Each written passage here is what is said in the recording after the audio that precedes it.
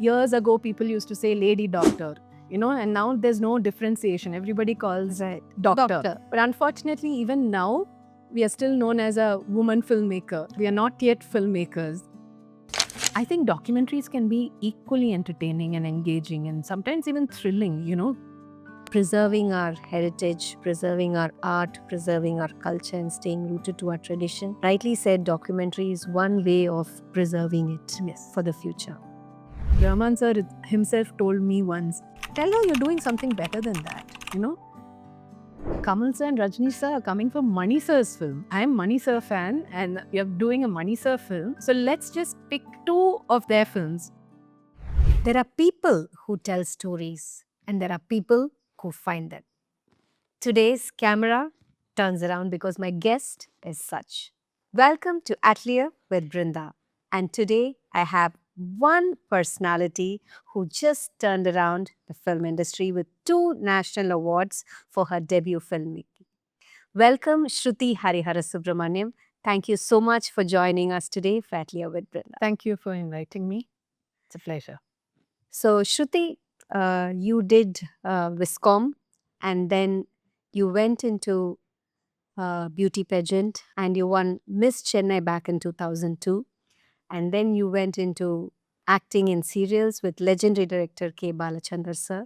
And then you went on pursuing assistant director in multiple films from Tamil, Telugu, Hindi, and then your award-winning debut filmmaking. Yeah. How did this journey begin? Can you tell us about your journey from your beauty pageant to a filmmaking person? You're talking about a very, very long journey. It's almost half my life. This is all I've been doing. But one thing I can tell you that I didn't come from a family who was in films or maybe not taking up any creative profession either. And I think it's only when I was in high school when I could start going to watch movies with my friends alone in the theater that my world opened up to this world of cinema. And I felt I wanted to be part of this world, but I didn't know how exactly. But something, it drew me. It's like love at first sight. And you're an adolescent. And for me, my love was for cinema and not for any other person in that sense. So it was an attraction, but I had no clue how I wanted to be part of this world. And for me, I like taking up things that I don't know because it's like a challenge. It is a learning experience. So rather than saying I don't know and walking away, I'm more like, I would like to know. Let me see what I can do here.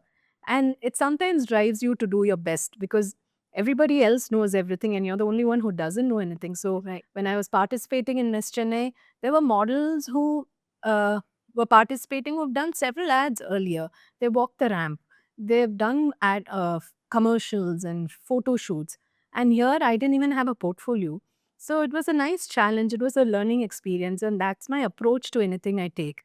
And I always feel when you put your heart and soul into it, honestly into anything, the right kind of output comes. Absolutely. So I felt ultimately cinema or directing films would ultimately be my cup of tea, maybe because I like music, I like dance, I like theater, I like so many things, art, culture, nature. But I'm not the best at anything. I always felt I was jack of all trades and master of none.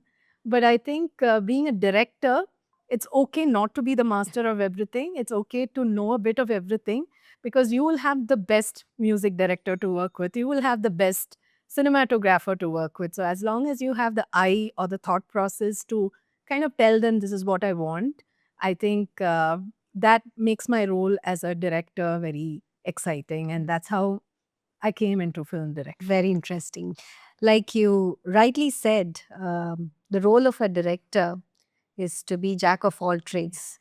And you have to be really, really versatile. You have to look at the actors, you have to look at what's behind the camera, you have to get the best of musicians, the best of singer, the best of sets, everything. And managing everything is like what you rightly said, like a mother taking care of a child. You see each and every need that he or she wants, right? So the way that you've been doing this and it's really inspiring to see a woman in this field getting into this line and achieving something and making a point that yes, we are there.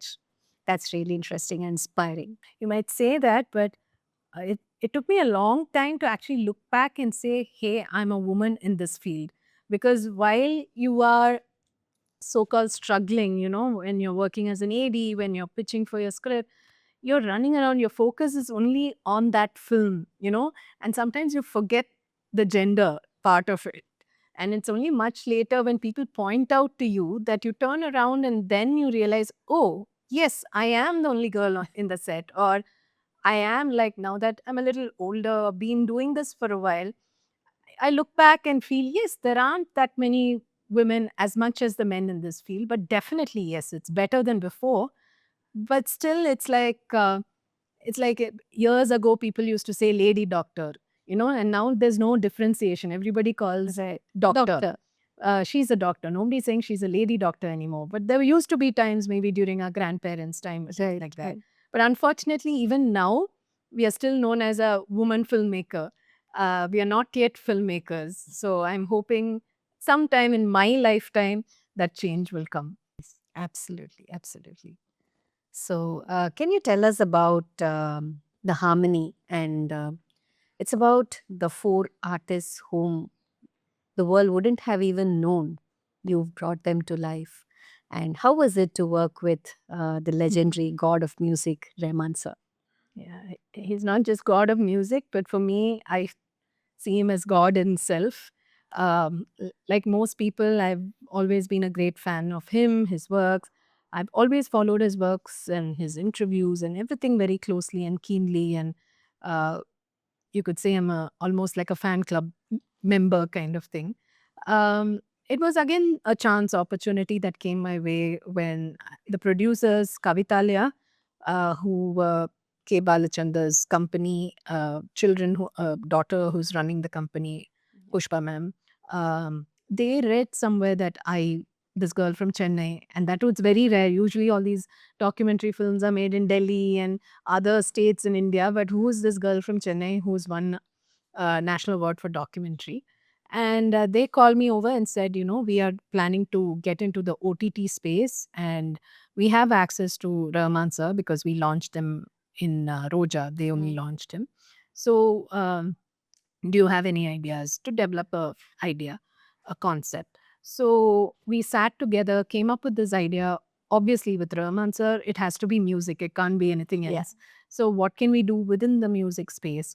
So we had a team of research people I put together, and again, this was before the Insta boom. So you really needed people who worked in the research space go and find these rare musical traditions. So they used to go interview, come back. I used to listen to the interview. We used to filter further. Then we might probably zero down on a drum percussion instrument. Then I would say, okay, now let's find a wind instrument. Or if we found somebody in the Northeast, then we would say, okay, let's try somebody from the South. So we used to, like, a whole lot of time actually went more into the research part of it than the actual shoot and the post production of the series.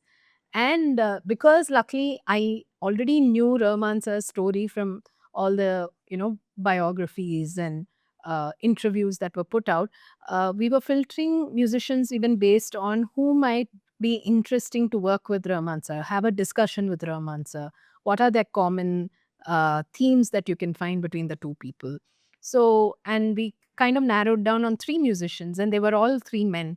And I said, the fourth has to be a woman, we can't have an all man show. So then we went hunting really some more, like, who is this female musician that we find? And luckily we said, okay, why instrument? Why not singing? Because singing itself is also like an instrument. Yeah. So that's how we found a female musician from Manipur. And yes, so, and this was something I think at that point Rahman sir was doing, facing the camera almost for the first time in this kind of space, like a host of a show. So it was also very something new for him. And I'm so fortunate and blessed that he trusted me on this new idea, new theme altogether. Like nobody's done probably something like that. But there was a whole lot of trust he entrusted on me.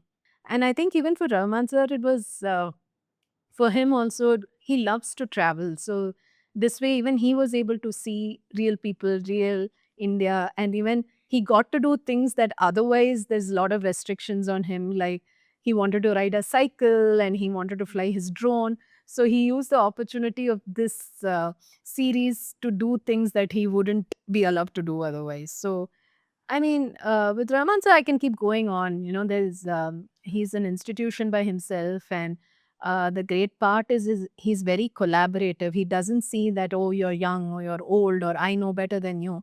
I think there's no ego anywhere in it. Such a down to earth. Yeah, so it is about let's collaborate. What are you bringing on the table? So he's always curious. He's always pushing me to push myself, because every time I would be a little nervous. I'll go up to sir, what can we do? Or can we do like this? I would kind of go to him that way, and he'll say, you're the director, no, you do this or you do that.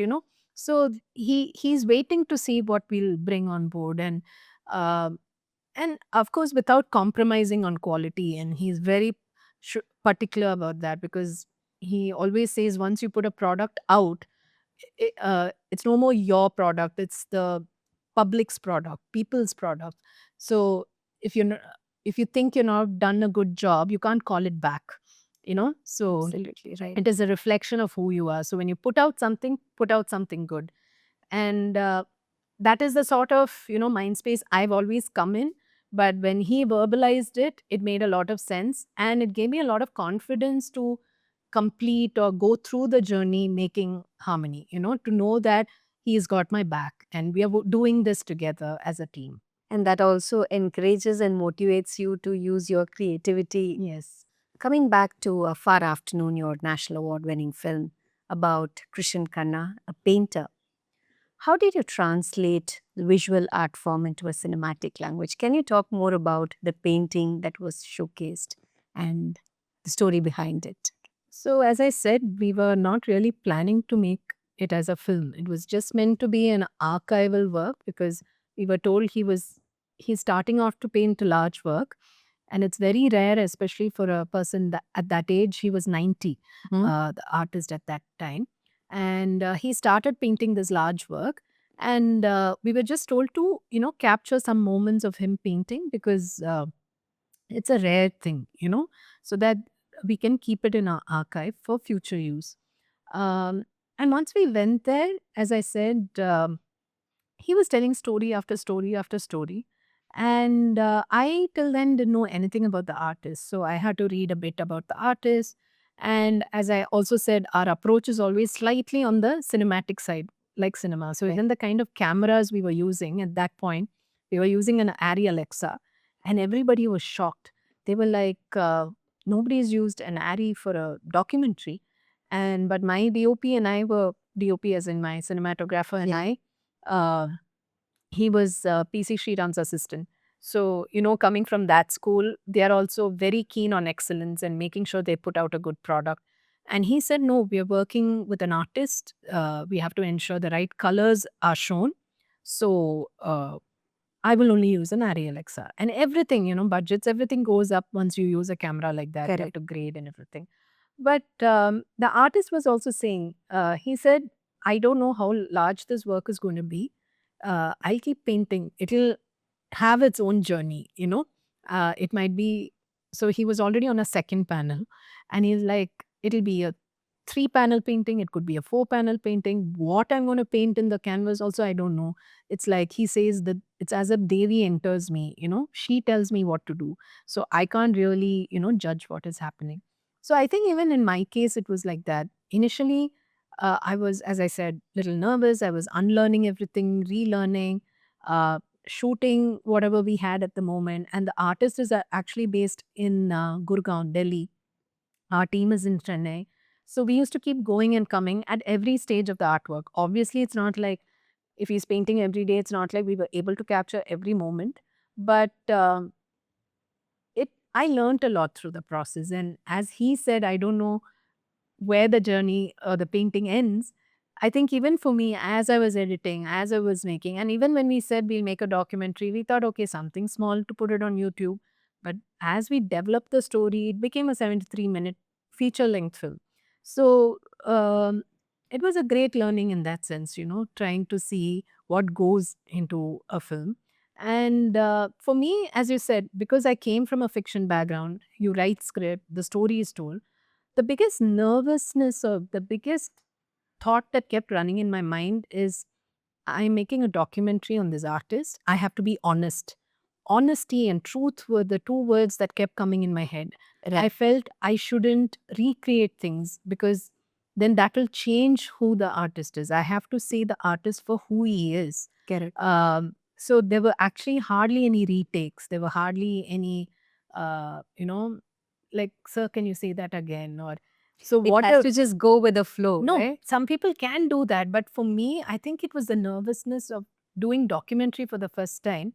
If I say redo or second take, I would feel like I'm going back to my fiction world.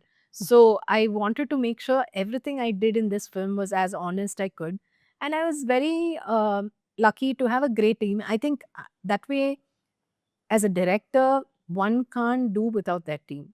You might be the captain of the ship, but if there's nobody, running the ship, then you're captain of nothing. And I think I've always been lucky to have great collaborators that way, whether it's a cinematographer, editors, musicians. So for based on each project, I collaborate with different technicians based on what is required.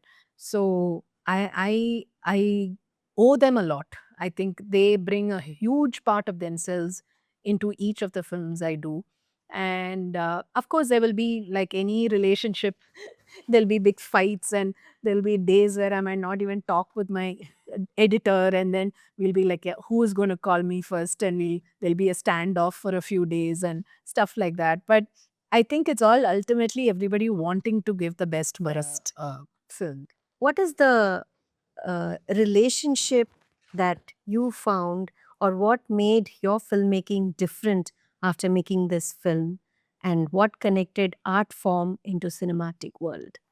The National Award gave me the identity. As I said, I wouldn't have probably even got Harmony if they didn't read in the papers that I won the National Award. So it gave me an identity. It forged a path for me in this world, because that's why I believe the universe has bigger plans. I don't force things to happen. And even though I came wanting to make fiction films, commercial films, uh, I think the universe is saying, hey, I'm giving you something even better. And it's something similar, which Rahman sir himself told me once. Um, so one of our earliest meetings, when I was going to pitch the idea of Harmony, uh, he was playing his keyboard and we were just chatting. And I was also telling Sir in this film, because I'm a huge fan of his. So I was like, Sir, in this song, you use that instrument, sir. And I was just letting off whatever I was excited about. And then he was very calm. He's saying, you've learned music, right? I said, Sir, in front of you, I can't say I've learned music. Such a big thing. Yes, my mom hoped I'll be a singer and name me Shruti because of that and send me for some music classes, but I can't call myself a singer. But poor thing, my mother is disappointed I didn't take up singing. And then he was very, very casually, he said, tell her you're doing something better than that. So, and I was really shocking. This is just the first meeting we've had. But what is it that he saw? And now when I look back, I do feel like, as I said, with every film, there is a spiritual journey for me. I've got to meet some wonderful people through my work, real life legends, um, who are great in their own fields, who talk about their art. So many artists we've got to work with, and each artist is great in their own way. And with every story of theirs, I'm able to kind of relate to it, to my own journey in some way or the other, through my artistic journey. At the end of the day, films, art, they're all a mode of expression, right? Right. So yes, I think the award has definitely given me created a space which I feel is still very new and fresh in our industry. And as I said, I'm hoping more and more probably younger people should get into the documentary space, because there's so much that we can explore within this, so many stories. And especially in this day and age now where, you know, we are losing out on a lot of our culture, a lot, even language for that matter. Not everybody is very fluent in their own mother tongue nowadays. Yeah. We've all become kind of homogenized because of social media, and the world has become smaller, which is great. It's connected a lot of us. But if you look back, the way we dress, the way we speak, where we eat, everything's become the same across the world. So no more of that unique culture of dressing, unique culture of probably food. Everything is slowly dying. So I think that way making documentaries uh, is a great way of preserving or finding out more about these culture. And not everybody is going to pick up a book and read. So this way you're sort of entertaining people at the same time, giving them Absolutely. a message. And I also feel in this day and age of AI, where everything can be recreated. Right. I think documentary now helps in a way where, because we were already dependent on capturing the real, so whatever is real left in the world, we documentary filmmakers can do, because Correct. Absolutely. AI might Rightly take said. up your commercial cinema for all you know. But if I have to make a documentary on, say, somebody like as big as Rajinikanth sir, he has to be real. I can't recreate him. Yes. Then that'll be fiction. I can't use AI to generate him. So I think there is a great new opportunity that might be coming up for documentaries here on. Well said, well said. And also looking at the social media and the fast pace at which the content is growing, preserving our heritage, preserving our art, preserving our culture, and staying rooted to our tradition. Yeah. Rightly said, documentary is one way of preserving it Yes. for the future. Ponniyin Selvan was Maniratnam sir's long-term dream Yes. and decades in making. What was it like when you were brought in to introduce the main characters in the film for the promo? How was it to step into that world? Oh, I really look back, and again, it's one of the great learning experience for me. And this time it is about, so far I've learned about how artists work, or musicians work, or what is their creative journey idea. Here, working with Mani sir and his team, I got to know about how he works. And I keep telling sir, like, thank God I got to do this working as a promo director, because I still had my space to work and at my own pace. And I didn't have to learn about your work under you as an AD, because that job would have been really stressful and tiring. So I think I got best of both the world. I got a good job and work with somebody as great as Mani sir. And again, in my life, growing up, as I said, when the love for cinema started, it definitely started with Mani sir's film. So he's always been, I think it's hard to say who I like more, Rahman sir or Mani sir, because I think for me, they come as a package. It's like the God and uh, the Shiva and Murugan type of combination. You can't separate the two for me. They've been great inspirations. The Mani sir's film has been, I've been following his films. That's where my love for film started. And even when I was younger, though we didn't watch much films, when I used to watch some clippings of some of Mani sir's film as a young child on television, it always stood out for me. It's not like I knew who Maniratnam was, or why I liked about that film, but something about his films drew me close. It felt very close to our lives, or even if it was fantastical or magical, that also felt very nice. The sense of aesthetics, whether it's music or the camera, everything about Mani sir. And for me, working closely now with him was even better, because I got to know what a great human he is. And I think for any artist, I've realized, whether it's Mani sir or Rahman sir, I think great art comes from great humans. You first need to be a good human being first, and that will translate into the purity of your art. Absolutely. So, and that was proved by working closely with Mani sir.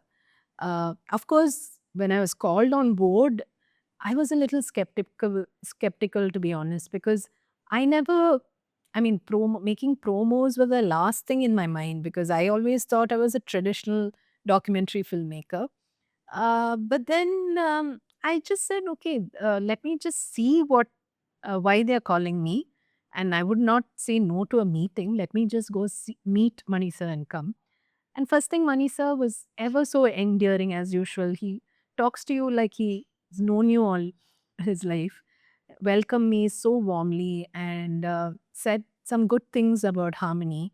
And I was very, it feels good, no? Somebody like Mani sir taking the time first to watch something that you made and then saying he liked it.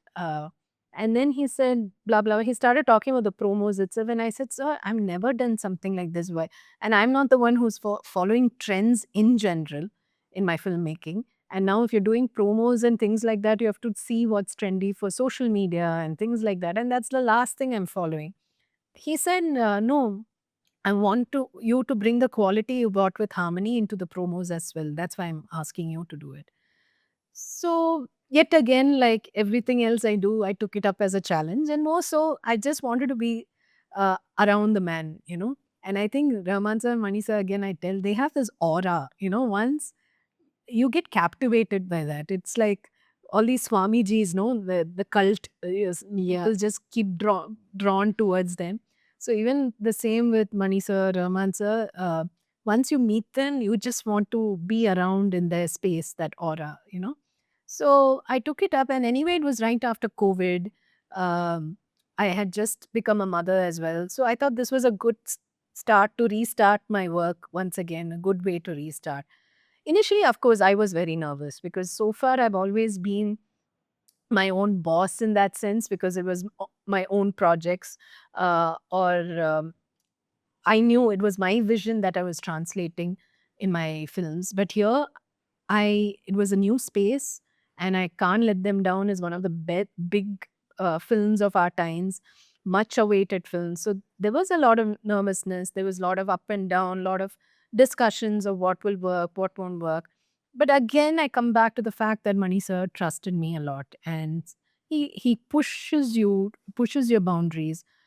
Even if you say, I'm not sure, sir, he pushes you. He knows what to get out of you, get the best. Or he has a wonderful way of mentioning some corrections, or it doesn't hurt you. It actually makes you feel, oh, why didn't I think of that? Oh, maybe I should. It's like you want to, you know, sh- be the best student in class kind of feel. He's the principal and you want to be the best student and, impress the principal kind of thing. So it was a nice energy in that sense. And I got to make some nice friends also in the whole office. The energy was so nice. Um, and overall, for me, also, it was a good learning about how such a big blockbuster film was made. Though I was not part of it during the shooting time, but in the post production time, and how a production house functions, the kind of people, the delegation that Sir was giving. I got to interview some wonderful technicians again for this, actors and technicians. So, and I also learned how to, because you're making documentaries on a certain scale, when you're doing promos, of course, you don't have that kind of budgets. Right. But obviously, you want the Best. best and the quality. So I learned. Initially, I was whining. I'm like, no, I want this camera. I want this and that. It said, no, this is promos and this is how much it's allocated. But I learned how to make even within the constraint. And now that has given me an extra upper hand to make any kind of film. So now I don't say no to films just because of the budget anymore. I mean, if the idea works, I know how to execute even with some limited budgets. And um, I think the great thing that came out of this also was the people started noticing me as a promo director. That is something I don't think nobody else knows is the promo director for any other film, because even things like we did a video introducing Kamal sir and Rajni sir for the audio launch, because both of them came for the audio launch and we wanted a video put to announce their arrival on stage. And they said, like usual, make a montage of their films and say, we welcome Kamal sir and Rajni sir. But I said, no, Kamal sir and Rajni sir are coming from Mani sir's film. And I'm Mani sir fan and we are doing a Mani sir film. So let's just pick two of their films. The Kamal sir film that was made for Mani sir, Mali sir. and the Ranjini sir film made for Mani sir. And we made a montage of that, and that went super duper viral. And I think that's when people started, talking about it. And somebody was saying Rajni sir has a copy of that video on his phone, and he's been showing it to people. He really loves it. And Kamal sir's team also called me to their office and said, what you did with that was, people loved it. And So you picked montages from Talapati and yeah, but we created a small narrative within that between Nayagan and Dalapati, as if there's a conversation between them and a storyline with that, and create the hype. And it was played for a live audience. Thousands of people were there, and the cheers and the thing, because otherwise we were making promos for social media. There's only likes and comments that you can read. But when this, of course, we made few other films also, but this particular thing, the hype was so much, which was played on set, I mean, on stage with a live audience, and that kind of energy of them watching that live and screaming and shouting and loving it. I think that's something, again, a credit goes to the editor, my ADs, again, a good set of team that worked behind it. But there was that was again a new space I was getting into, because I wouldn't have even thought I would make such a, mass kind of thing, but it turned out very mass in that sense. very interesting, very interesting. From a document filmmaker to what you've done today. It's really, really inspiring to see how your enthusiasm and curiosity to learn new things, unlearn and learn. Yes. Learning never has an ending. Yes, absolutely. Shruti, you also founded South Indian Cinema Archive. Such an unglamorous essential act. What made you get into this? So it's called the Cinema Resource Center. Um, Again, it was a very natural extension of who I am, or my search, as you can see. Outside Tamil Nadu, at that point, when I say I'm working in cinema, everybody used to say, "Oh, Bollywood, is it?" Or when you leave the country or you're traveling abroad. Because at that point, now thankfully, because of OTT and other things, regional cinema is getting the Yeah. visibility it's supposed to get. But at that point, when I was going and telling people I work in Indian films, they assume it's only Bollywood. So I wanted to break that myth. So wanted to have a place for South Indian films, preserve them, so that anybody who wants to know or research about Tamil cinema or anything associated with Tamil cinema can come to our archive and read up on it or see materials of it. And a good way about, not only do you understand about cinema through all of this, you also in some ways also understand art and culture through that way, because if you look at a 1930s photograph of an actress, you will get a sense of how they used to dress up, what kind of costumes they used to wear. Or we have some very old magazines. We save the film magazines. You can see some old advertisements because of that. Uh, you can see stories from these old magazines. What are the kind of cultural conversations that were happening besides cinema? So there were things like, Visu had brought out his. We have the first issue of Tuklak that he had brought out, and subsequent, copies or publications. He used to review films, Cho, and one film, I don't remember which particular film, Cho had reviewed a KB Sir film, which was very bad. Okay. And he trashed the film. And KB Sir was huge by then. But what was amazing was, so I think in those days, they used to give their reviews to the director before it was published. And KB Sir has signed saying, uh, I fold my hands together and apologize for making this film, or something like that, Oh, really? And he signed and given it back, and they Wow. printed that. So it's just amazing to see the kind of camaraderie or the open mindedness that even filmmakers had, somebody as big as KB Sir. So there's so much you can learn if you go through these archives. So it's hard to say which film is important. And I myself am still unearthing or learning, because I have a full time archivist sitting. He's the one doing the research and digitizing the material. So it's not like I am sitting in, because there's thousands and thousands of things in the archive. But These are some of the things that stands out, and we have a lot of PhD students and research people writing books who reach out to us often, and they say, there's absolutely no material about old Tamil cinema or any South Indian, because most of the South Indian films were made in Madras. Right. So we are looking about some material about this director or this actress, or we are writing a book on this person. Can you give us more material?